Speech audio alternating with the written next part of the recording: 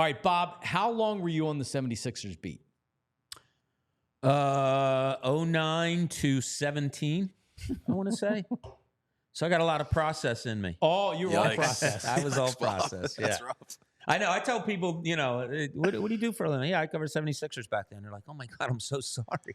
So was that like were those years like dog years where it was different? Here's how I would describe it, John. Like we all are. We're all big sports fan, right? I played ball. I played high school, college ball. Like I love basketball. I missed seeing good basketball because I went years without seeing good basketball. It was crazy. Like to sum it up, we're in Boston one time and the Sixers signed this guy, Tim Frazier. He comes walking in for shoot around. Yeah. He comes walking in for shoot around that morning, and I'm standing there talking to Brett Brown. Just the two of us are talking. And Frazier comes over, and Brett introduces himself. He introduces me, and he says, excuse me, Bob, 1 second. He goes, Tim, you're going to play about 39 minutes tonight. Is that cool? And Frazier's like, yeah, I guess. He goes, okay, I'll talk to you later about it. Like that. And sure enough, he went out and played like 39 minutes that night. So, yeah, that was an interesting time. What was a bigger headache, the Bynum year or just dealing with Joel Embiid's health?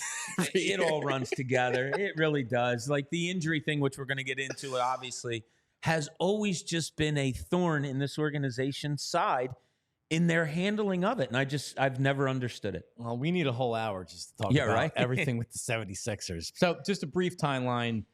During training camp, we never really knew that Joel Embiid was injured or wouldn't start the season, in large part because we received no information that was the case. He was managing his knee. Right before the start of the regular season, they come out the day before. They say, "Oh yeah, well Joel's not gonna start the season." They refuse to talk about it being an injury. I had Keith Pompey on last week. He had said that he thought that Embiid maybe was behind a lot of the non-transparency by the team. Like he didn't want that put out there. But regardless, he wasn't playing. Which, by the way, Bob, I think any 76er fan realizes like, this guy's going to be injured, like you're going to have to manage his injuries and his knees the rest of his career. So if he's not ready to start the regular season for whatever reason, he's not ready to start the regular season. I don't care. I don't even pay attention to the Sixers normally during the first couple months of the season. And if the team came out and said like, yeah, he's working on that knee, he's probably going to be out for the first 4 weeks of the season, 3 weeks of the season, whatever it may be. Your fan reaction is yours. I don't care. First few weeks don't matter anyway. You need them healthy for the playoffs. Or it's, damn, that sucks. I have tickets for the first few games. I can't believe this happened. Okay, and then it's done. But it just keeps going on and on and on and on. Why not? I just never understood. Why not? Here's how I'll surmise it. And it's fine. They've been through different PR people. They've been through different GMs, coaches. Everything except ownership has stayed the same. But it's always been like they're embarrassed about injuries. Injuries happen in sports. That's sport. Like, I'll give you this example. We were in, I was on the road, whatever, covering the Sixers. I saw Kevin Durant go down when he was with the Warriors. That Achilles. Right? The rupture. Achilles. Yeah. So he goes down and he kind of limps off the court, and you're wondering, perfect PR people are the Golden State Warriors. I got a text that night, a couple of hours later. Kevin Durant tore his Achilles. He's out for the season. Boom. That's it. It's injuries. Those things happen. The way it's handled by the Sixers organization, many times, it's almost as if they're embarrassed that their players get hurt, and there's no need to be. Are they afraid? I had said this last week where I there's something I have to tell my wife, but I don't want to tell her. So you delay it and you delay it and you delay it, hoping that you're not going to have to tell her because something else happens. Changes, right? And to me, it felt like the Sixers were. Wow, we're in the same marriage. Yes, we are. Yes, we are. It gets me in trouble all the time. But like to where they were hoping, you know what? Maybe he will be ready. So why would we come out and say his knee's not ready? He played the Olympics. We're going to catch a bunch of crap for letting him play in the Olympics or whatever. Which, by the way, I wouldn't have done. What's it play in the Olympics? Let him play in the Olympics, right? I was so for him playing in the Olympics. Me too. I was fine with it. Me too. And it just seemed like that they were hoping they wouldn't have to address the knee thing because he would ultimately play the regular season, start the regular season. Then he wasn't ready. It's like, oh, bleep. Now we got to actually address it. Let's fast forward. All right. Your boy Marcus Hayes. And we had Marcus on last week. Actually, JP, it was the day that he wrote, because they don't like now they put stuff out during the day on the website. It doesn't come out like it used to where it's in the paper in the morning and they put it out the night before. Right. So he actually wrote the piece the day that we had him on. And he said that, I'm going to read it. Joel Embiid consistently points to the birth of his son Arthur as the major inflection point in his basketball career.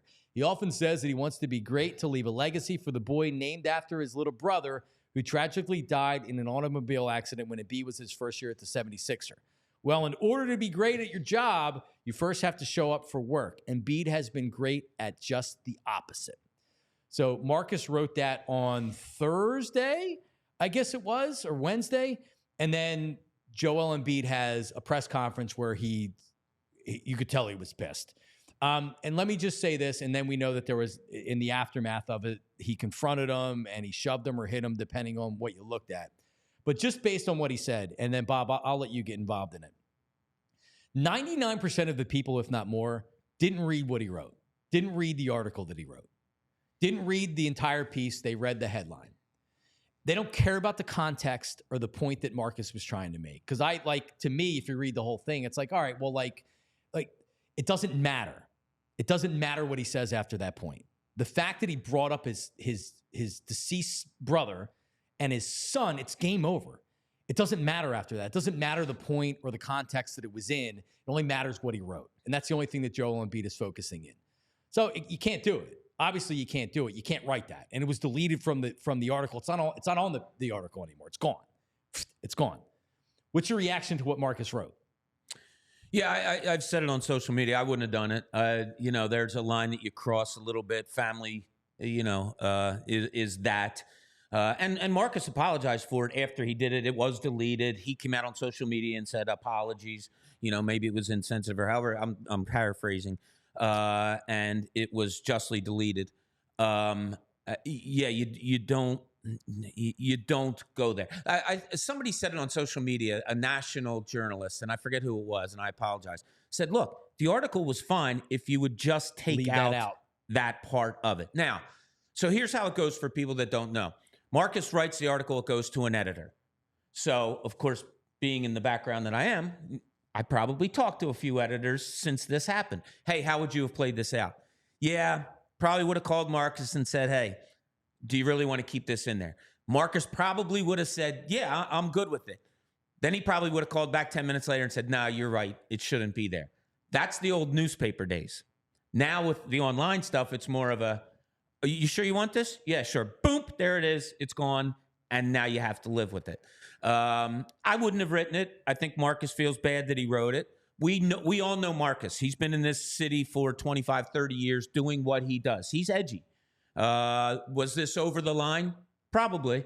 Look, I think I texted you about this or maybe I put it on social media. I have a special needs son. I've had people, he has autism. I've had people on Twitter say things about my son who has autism to the point of I had to call one of my other sons because he wanted to hunt somebody down. I bet. That's a line you don't cross. And I was with the team when Joel's brother died. It was a horrible time. He had been over here. He went to Kansas. He went to Florida for high school, went to Kansas, came to the Sixers, all during that time, not seeing his family. He's over here on his own, very close to his brother. That happens. He goes back to Africa, to Cameroon, and has to do all of those things. It's a sensitive, hard time for Joel Embiid. So his reaction, I think everybody, and Marcus probably, if we talk to him, professionally, no. Personally, I understand it. You can't do it. Now you go to the other part, John. I know I'm carrying on a little bit here, but it's kind of my expertise. Let me ask you this. I'm assuming you talked to Marcus about this. I have not. Okay. No, I've been in this situation, not as bad, and I understand it. Marcus doesn't need to hear from me. Okay. People ask me, what do I think about it? Yeah, I'll give my opinion, and I would give it to Marcus. Look, Marcus Hayes through the years, Bob Ford through the years, people come up to you after you write a column, of which I wrote many, and said, yeah, you mailed that one in, or, dude, that was awesome, or what was your thinking here? Right. Like, those are the thought processes you go through with the stories that you write. Here's what, all right, Marcus, no, I wouldn't have written it, and I think Marcus doesn't, is upset that he wrote it and apologized for it. Then you carried over to Embiid having the reaction he had at the press conference that you mentioned, John. How is it that Marcus Hayes walks into a locker room and Joel Embiid is basically sitting there waiting for him? Because Marcus knew he had to show up because he had to have, he had to confront the situation. Unwritten rule. You write something controversial, you have to be there the next day. Now, did the Sixers or did Marcus try to plan a one-on-one meeting with the two of them at some point? Maybe. I don't know. Because in my years of covering sports, John, if I wrote something that somebody didn't agree with, you don't know how many times I got calls from coaches, players, general managers. I need a meeting. I need to talk this. Now, we always worked it out. It was never came to this. Right. How you let the two of them for 1 minute and 45 seconds, John, right? In front of everybody. How do you allow that to happen? I don't know. All right, so let's do this. All right, let's talk about JP. Let's talk about TrueMark Financial right here, because once we get into it, we're going to get into it. So hang tight on that there, Bob Cooney. Let's talk about TrueMark Financial for a second. It's been a couple weeks now where I walked into TrueMark, and listen, I know I'm a big star, and if I would have said, hey, huge. Hey, listen, just tell TrueMark I'm on my way. I want lunch when I arrive. I have to open up a business checking account. Well, I didn't do that. I just kind of cruised in, and I probably looked like a punk. I got a sweatshirt, a hoodie on, and a pair of baggy jeans or whatever. And you know what? They treated me great. They did. And I said, listen, I need a business checking account. I'm a small business owner. And so they said, all right, well, absolutely. Come sit down. And I didn't have all the paperwork that I needed to open it up. They helped me with that. We were able to get that offline. And I got it open. And I can't say enough about TrueMark. They treated me great. They really did. And you could just tell how close-knit they were. Donna, who helped me with everything. Mary Ellen, who is the branch manager. They've been working together for 16 years. And that's what you get with TrueMark Financial. TrueMark Financial. And if you're in the market for a home right now, getting back into the market, their mortgage specialists can offer guidance on loan options and everything else. TrueMark Financial. Check them out. Federally insured by the NCUA, an equal opportunity lender. For more info, visit TrueMark.com/PHLYITY. TrueMark.com/PHLYITY. All right, BetParks app. What do we got? Eagles 6.5-point favorites over the Cowboys. How about that? Buy it now. I think it's going to go up a point or two. 6.5 points on the road. That's telling you Dak Prescott has 0% chance of playing. How about that? Chiefs -9 over the Bucs tonight on Monday Night Football.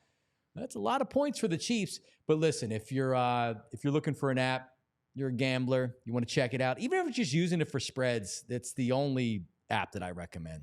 BetParks Sportsbook app and online casino. When you're watching the games, they have live dealer blackjack, craps, roulette, and more. And if you sign up right now, new users get a $1,000 casino bonus back if you're down in the first 24 hours. BetParks.com for details. Your casino bonus must be wagered, and you must be 21 and in NJPA, Maryland, Ohio, or Michigan. Gambling problem? Call 1-800-GAMBLER. All right, Bob. So let me set the stage for what happened here. All right. So it's the end of the game. Everybody's walking back to the locker room. Joel Embiid obviously didn't play again. He was out for Memphis. And reporters entered the locker room to talk to the players. Embiid stood up and confronted Marcus Hayes. Quote, "The next time you bring my dead brother and my son again, you're going to see what I'm going to do to you. And I'm going to have to live with the consequences." Embiid continued with several instances of profanity. Hayes offered an apology, which Embiid did not want. That's not the first bleeping time, Embiid said. He later said he doesn't care what reporters said. And then Marcus, according to the story I was reading, said, quote, "But you do." In other words, you do care what he said. Embiid raised his voice and at that point pushed Hayes on the shoulder while the team's public relations chief got between them. Another team official moved Tyrese Maxey's interview out of the locker room. And then security yelled at him not to report on what happened. And then Embiid yelled at a security guard, "They can do whatever they want. I don't give a bleep." So there you go. And then Daryl Morey apparently took Marcus into a meeting and apologized for it. Morey and Brand, according to Marcus, took him in and they apologized for Embiid's actions. And the NBA's investigating or whatever. Dude, I don't even know where to start It's funny. So I know Marcus personally, more than people that I was tweeting with last night or whatever. I'm real careful with words, John. And, people say, well, he said this. And then they'll say on their tweet something where I could go back and say, well, you said that. Marcus is a confrontational guy. Marcus and I would go to a bar. This is God's honest truth. And we would argue that wall is white. And he would say, no, it's an off-white. That's just who he is. Yes, that's his nature. Yeah, agreed. And all that. What you just read where he said, but you do. So Marcus kind of escalated it a little bit. 100% with that. And it's just, we've all been around those type of people. JP, you have, I have, John, you have. People just like confrontation. And there's others that don't. I have family members that just can't stand confrontation. Marcus likes it. And he kind of thrives on it. And I'm comfortable saying that. I do. I've seen it. Have I seen Marcus be a really good guy too? You can't imagine.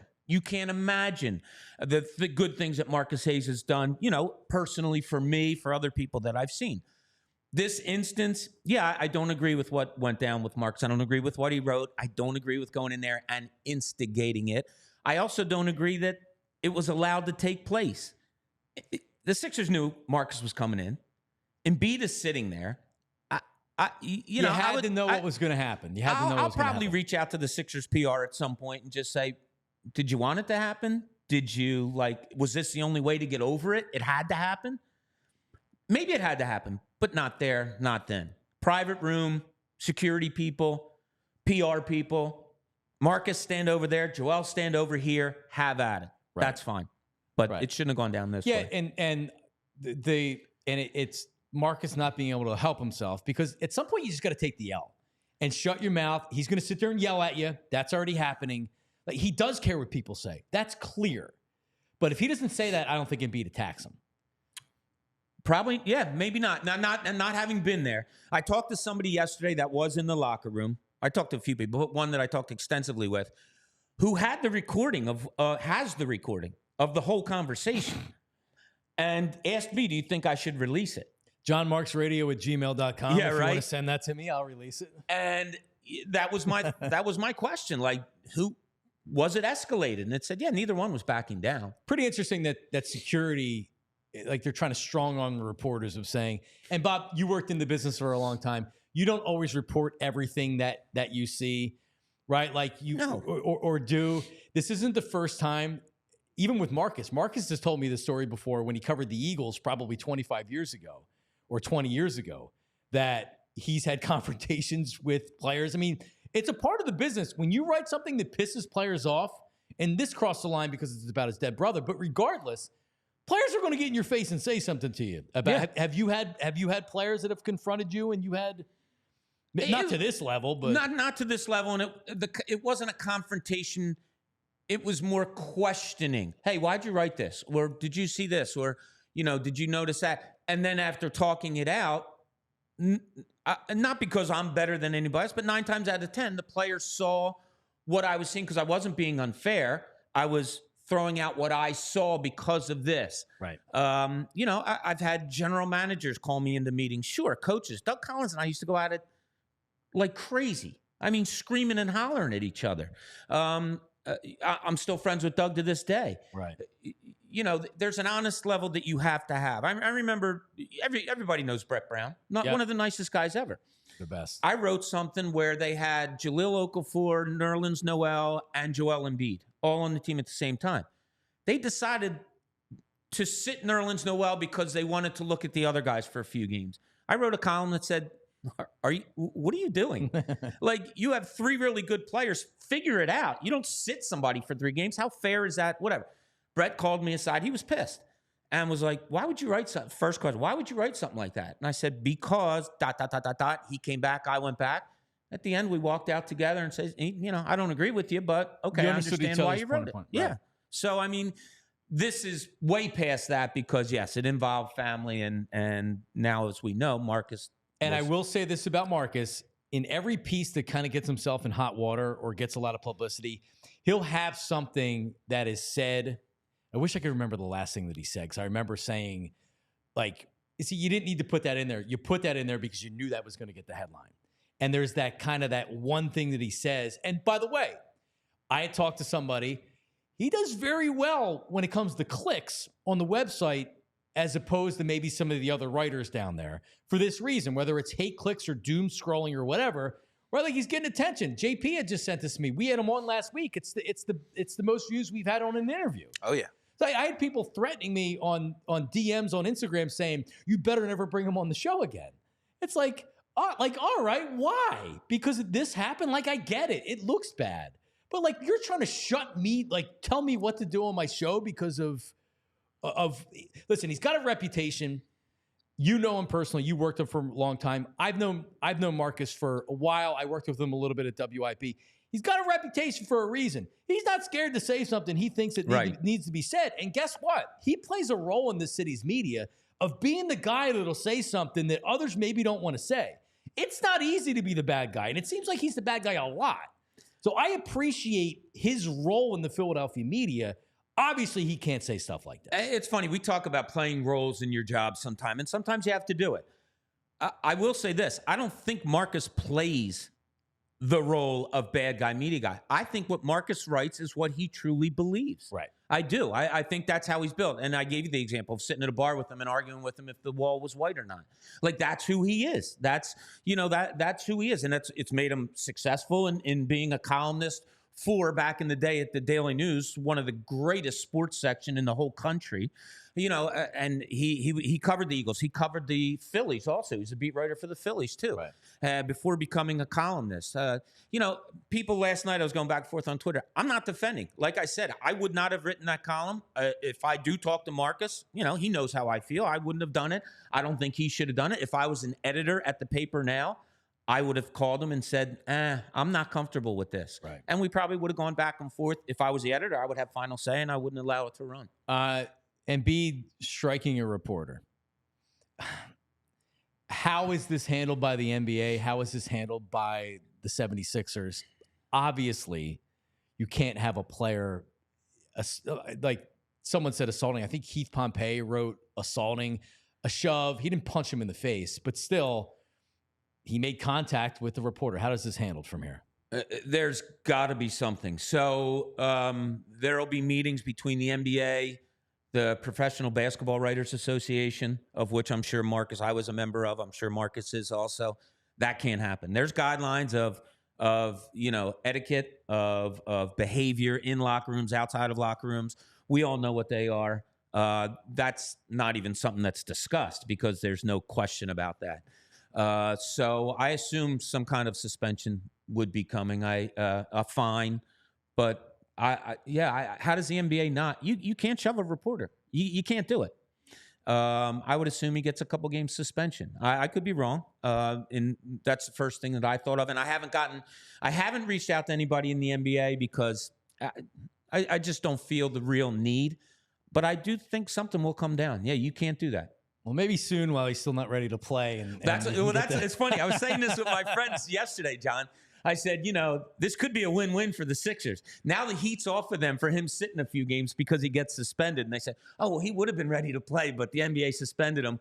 And I don't know if that includes team activities, whatever. But I do. I think it's, and I'm not saying this in defense of a journalist. I'm saying that's the rule. That can't happen. A journalist can't push a player. Player can't push a journalist. It just can't happen in a locker room. And the Sixers actually have a plan there? Because if this does happen, like I said, I'm sure this has happened before. If it does happen, it's in a controlled environment and it doesn't get out. Yeah. And it doesn't turn into where, because there's going to be people that are there to separate them if something does happen. And this, I don't, and I like the guys that work down at the 76ers. So do I. They're good friends of mine. I really do. This isn't even a clown show. This is a donkey show that's happened the last couple of weeks here. What the hell are they doing? Like, are they afraid of Joel Embiid to where they're not even able to tell him, like, dude, you're not going to do this here. Here is what we're going to do. Because what I'm doing is I'm saying, Joel, listen, Marcus is here tonight. I don't want you to say anything to him. We're going to go here after the game. We're going to be here before the game. We need to clear the air, and we don't want to do it in front of anybody. To me, it feels like that everything that's happened here over the last couple of weeks is because the 76ers are scared of Joel Embiid. Scared is an interesting word. Now, I thought when I was covering the team and Joel Embiid was brought on and Ben Simmons was brought on, to me, and I wrote this, I thought there was an entitlement there with those two players. There were times where Embiid would blow off the media when, like, it's your obligation. PR people would be trying to get him to come out, and he would say, no, I'm not going to do it. And they would come out and say, sorry, Joe has to go rehab or something like that. Right. Lack of a better term, is it the inmates running the asylum? Welcome to professional I sports. thought it was. Yeah, to a degree. To a degree. Now, I've been around, many, many sports teams where I've seen the superstars have to do things, from the LeBron James to Dwayne Wade's, all those guys. They do them because their PR people are on top of them to do it. I'm not putting down this. As I said, the Sixers are on their umpteenth PR people since I was there. But it's kind of the same happenings as far as handling of injuries that I just don't understand. Injuries are a part of the game. It seems like they're like not scared of it, but they're almost embarrassed by it. They're embarrassed to say somebody's hurt. It's a part of the game. I'm almost 60 years old. I'm hurt when I get up out of bed every day. I'm not embarrassed by it, but it's just what it is. And if this is handled appropriately in training camp, I don't think any of this is happening right now. Exactly, right? Marcus doesn't write it. I mean, Marcus probably writes something about Embiid. I don't think it gets to this level. Really, we were not only the day before. I didn't think he was going to start the regular season, but the fact that they came out the day before. And there was this weird, we're not going to admit there's an injury. Like, there was no ground zero to the injury. Like, oh, well, he's not hurt. What do you mean? Like, but if it's your left knee management, it's pretty simple. Bob, I'm not the smartest guy in the world. I'm not the dumbest guy in the world. He went to the Olympics. He played. The knee didn't respond in training camp when they started working out. So they said, hey, we're going to be conservative. It's swelling up, whatever was going on. Just say that. Yeah. Just say he's like, we're going to take a conservative approach. It's the most important thing that he's ready to go at the end of the season, not the beginning of the season. Don't even give a timeline if you don't want to. Right. Just say he's not ready to start the regular season, and we'll update you in next week or whatever. Yeah. It's just, it's brain dead. Get out in front of it. Brain dead. I don't understand it. You're afraid of the backlash because he played the Olympics and now he's not ready. Okay, take that backlash for a day, but be open and honest and say, well, that's where we are. He was fine to play in the Olympics. He didn't respond well after the Olympics, so we're going to get him revved up to the perfect point of when he's ready to go. It might be a few weeks. Okay. Did he get fat? Did he get fat after the Olympics? I haven't seen him. I'm not going to, have I talked to people? I heard there may have been some weight put on. Which wouldn't be surprising. Yeah, you know what? So what? I don't know how many times I went to training camps and players would come up to me and go, oh, my God, I'm so sore. I'm 5 pounds overweight. I'm an idiot. I should have done better this offseason. Okay, guess what? You're a human being. I understand that. So, I don't know. We all silly like the mayor.